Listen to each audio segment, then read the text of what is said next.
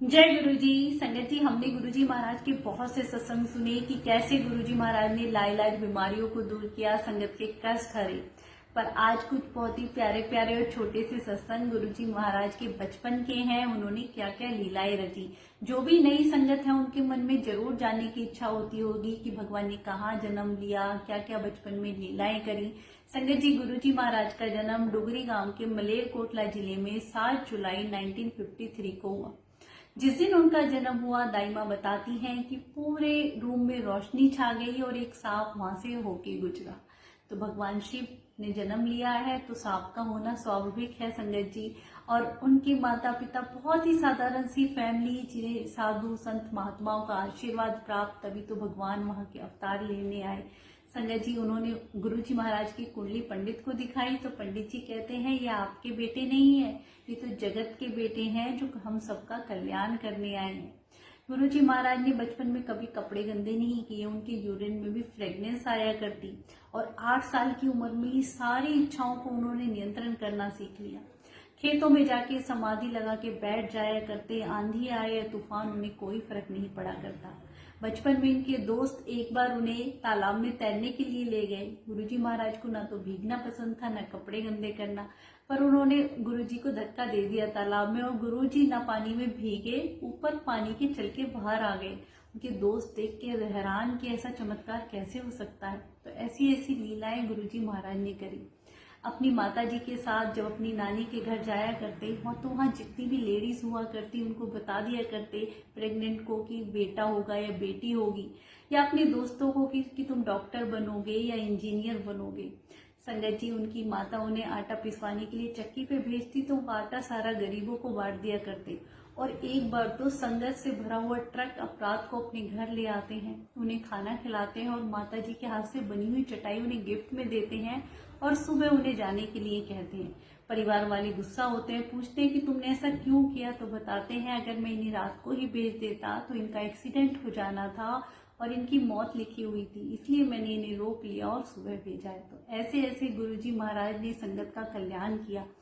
संगत जी, गुरुजी ने अपनी स्कूलिंग डुगरी गांव से ही की, फिर मलेरकोटला में उन्होंने अपना कॉलेज ज्वाइन किया और गुरुजी की लीला देखिए आप, एक ही समय में 2 जगह मौजूद हुआ करते। एक बार उनका दोस्त उन्हें घर पे लेने आया कॉलेज ले जाने के लिए स्कूटर से, तो गुरुजी कहते मुझे कुछ काम है, तुम चलो मैं तुम्हें वहीं मिलूंगा।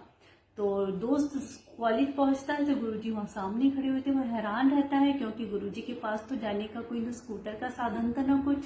एक बार उसने ऐसे ही शक हुआ तो देखा कि गुरुजी महाराज घर पे भी हैं और एक ही समय में कॉलेज में भी हैं। तो ऐसी लीलाएं गुरुजी ने करी।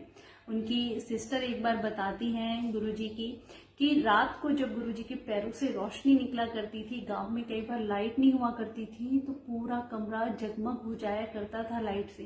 तो ऐसी कुछ दिव्य शक्तियां जो बचपन से ही गुरुजी महाराज में दिखती थी। गुरुजी के जो बचपन के दोस्त शिव अंकल हैं वो बताते हैं कि अक्सर ज्यादातर टाइम गुरुजी के साथ उन्होंने बिताया। तो एक दिन ऐसे ही रात को वो लेटे हुए थे गुरुजी के साथ, तो वो हमेशा पूछते थे कि मैं तो सो जाता हूँ पर आप इतनी देर तक समाधि में कहाँ लीन रहते हैं। तो संगत जी, एक दिन गुरुजी ने उनको बार बार पूछने पे बता ही दिया। वो पूछते हैं कि आप पूरी पूरी रात क्या करते हैं। तो गुरुजी कहते हैं ठीक है मैं आज दिखाता हूँ, और उनको अपने सामने बैठा लेते हैं और कहते हैं कि 1 सेकंड के लिए आंख बंद करो। तो अंकल कहते हैं कि पहले ही रोशनी नहीं, अंधेरा तो हो रहा है, करे फिर भी आंख बंद करो और फिर खोलो। तो भगवान शिव के साक्षात दर्शन उन्हें होते हैं, वही जटाएं, जैसे जटाधारी भगवान वो देख के इतने घबरा जाते हैं और आंखें बंद कर लेते हैं, फिर खोलते हैं तो सच में भगवान शिव उनके सामने बैठे होते हैं। थोड़ी देर बाद गुरुजी पूछते हैं और दर्शन कराऊं उनके, नहीं नहीं मुझे खूब दर्शन हो गए। तो गुरुजी ने ऐसी लीलाएं रची। संगत जी, एक बार अपनी स्कूलिंग टाइम में जब अपने दोस्त के साथ बैठे हुए थे तो उनके दोस्त की इस पेन में इंक खत्म हो जाती है, तो गुरुजी से पेन मांगता है। तो गुरुजी कहते हैं तू अपना पेन ही मुझे दे, और फूंक मार के उसमें इंक भर देते हैं। जो टीचर सामने होते हैं वो सोचते हैं चीटिंग कर रहे हैं, प्रिंसिपल के पास ले जाते हैं। प्रिंसिपल बताते हैं कि ऐसे ऐसे फूंक मारी तो मेरे पेन में इंक भर दी इन्होंने। प्रिंसिपल ये जांच करने के लिए एक खाली पेन गुरुजी को पकड़ाते हैं और गुरुजी उसमें फूंक मारते हैं और इंक भर जाती है। तो ऐसी लीलाएं करी। एक बार कॉलेज के प्लेग्राउंड में एक स्नेक आ जाता है, सब घबरा जाते हैं और गुरुजी महाराज उसे हाथ से इशारा करते हैं और वो आराम से चला जाता है। तो संगत जी, गुरु जी की महिमा परम्पार है जिन्हें हम बिल्कुल नहीं समझ सकते हैं। 1975 में गुरु जी महाराज ने डुगरी गांव छोड़ा और फिर कुछ टाइम के लिए हरियाणा पंजाब बोर्ड में उन्होंने लिपिक सहायक के रूप में कुछ टाइम के लिए जॉब करी। फिर वो जलंधर मंदिर आए, फिर उन्होंने गुरुजी ने अपना एम्पायर स्टेट के मंदिर में आया और फिर बड़ा मंदिर बनवाया, जो कि आज भी हम सब संगत का कल्याण कर रहे हैं। संगत जी, जो भी नई संगत जुड़ रही है, मन में जरूर डाउट आता है कि हम ये गुरु को भगवान कैसे माने।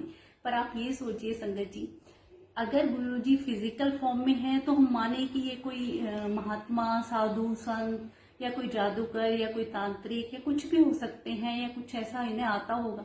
पर आज वो फिजिकल फॉर्म में भी नहीं है और फिर भी इतने लोगों का कल्याण कर रहे हैं, तो कौन है? भगवान है संगत जी। वो हमारे इस बात को समझे। भगवान शिव ने खुद ब्रह्मा से कहा था कि कलयुग में मैं आऊंगा और लोगों का कल्याण करूंगा, और ये वही समय जब गुरु जी महाराज आए और आज भी इतने लोगों का कल्याण कर रहे हैं। हम जब भी बड़े मंदिर जाते हैं, कितनी संगत बढ़ गई है गुरु जी की, दिन प्रतिदिन लोग बढ़ते ही जा रहे हैं। गुरु जी महाराज कितने लोगों का कल्याण कर रहे हैं, उनकी हर समस्या का समाधान, ऐसी ऐसी बीमारियों से बचा रहे हैं। और सबसे बड़ी बात संगत जी, खुशी और एक मन की शांति और हिम्मत देते हैं गुरु जी।